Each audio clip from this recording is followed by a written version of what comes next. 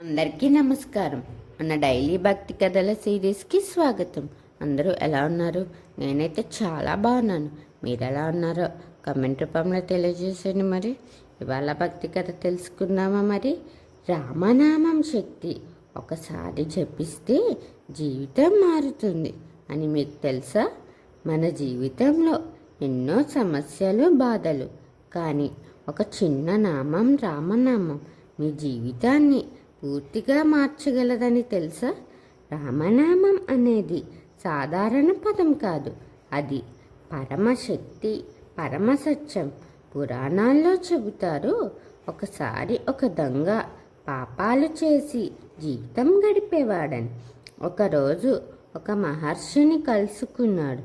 ఆ మహర్షి అతనికి చెప్పారు, రామా రామ అని జపించు, నీ పాపాలు పోతాయని.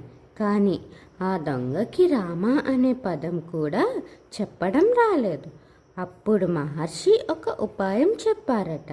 మారా మారా అని జపించు అని. అతను మారా మారా అని జపించడం మొదలుపెట్టాడు.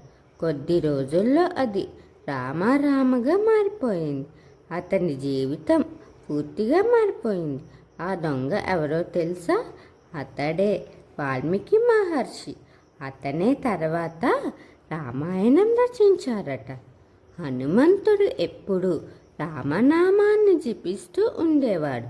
అందుకే ఆయనకు అసాధ్యమైన పనులు కూడా సాధ్యమయ్యాయి.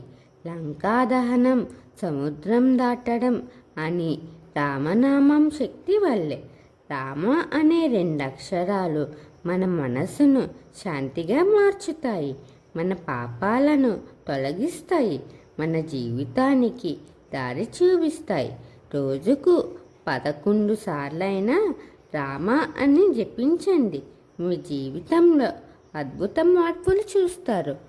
ఒక మంచి భక్తి కథ తెలుసుకున్నాం కదా. మరిన్ని భక్తి కథల కోసం ఎదురు చూస్తూ ఉండండి.